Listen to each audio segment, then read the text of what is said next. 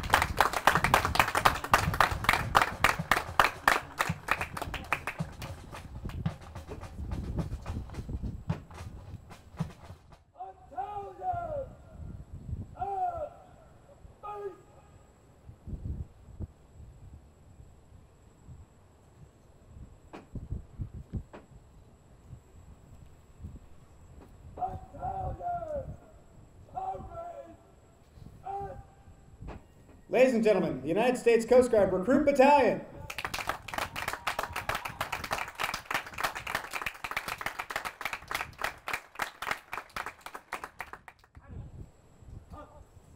The drill team and color guard consists of recruits selected by the ceremonial drill master to perform at a high level can learn the complicated movements in addition to basic training. The drill team carries demilitarized 1903 rifles and executes all movements without verbal command. So please hold your applause until the end of the routine. The drill team and color guard are trained and supervised by Petty Officer Allen.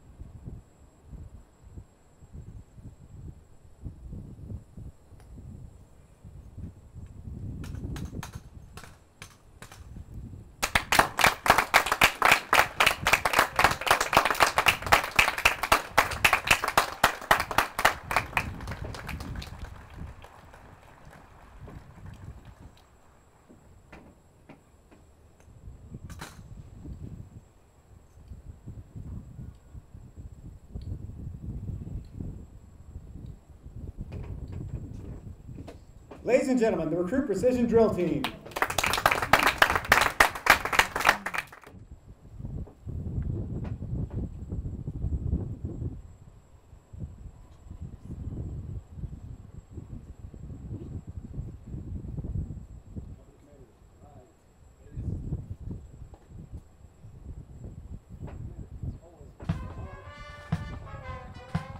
Inspection of the battalion this evening is being conducted by Captain Owen Gibbons, Commanding Officer, Training Center Cape May.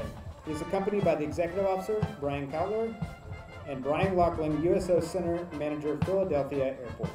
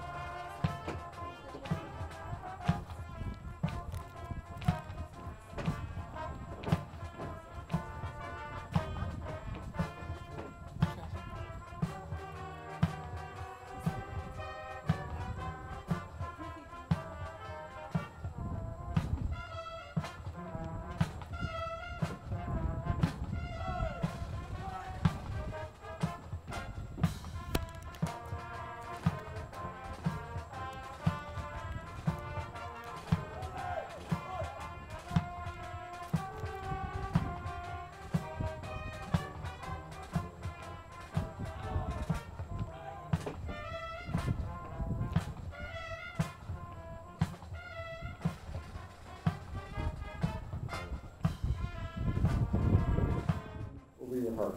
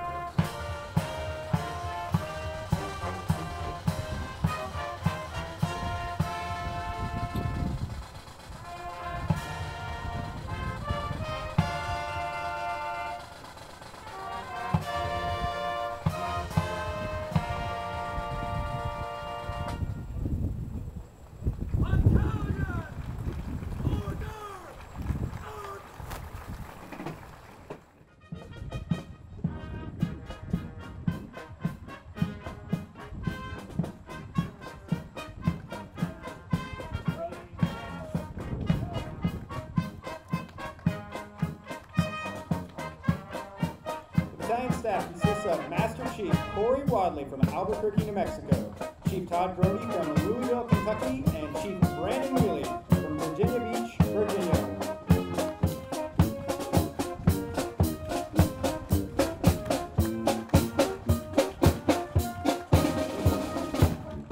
The band is led by Petty Officer Edward Burke from Groton, Connecticut.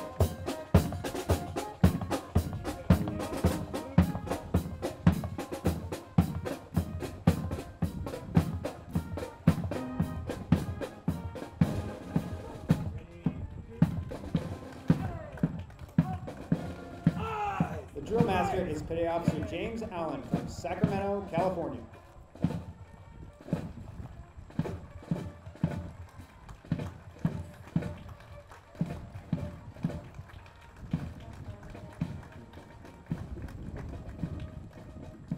Foxtrot Company is in their third week of training. Their lead company commander is Petty Officer Kyle Botts from Silver City, New Mexico. His assistants are Petty Officer Casey and Petty Officer Madrid. Please rise for the passing of colors. Salute.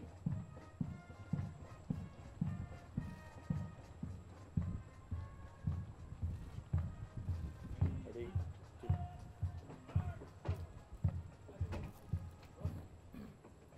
Eyes, right, hand, salute.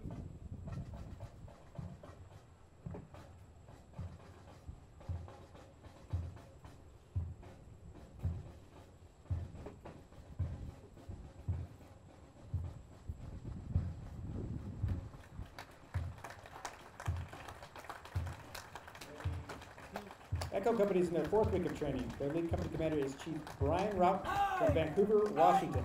His assistants are Chief Snyder and Petty Officer Stevens.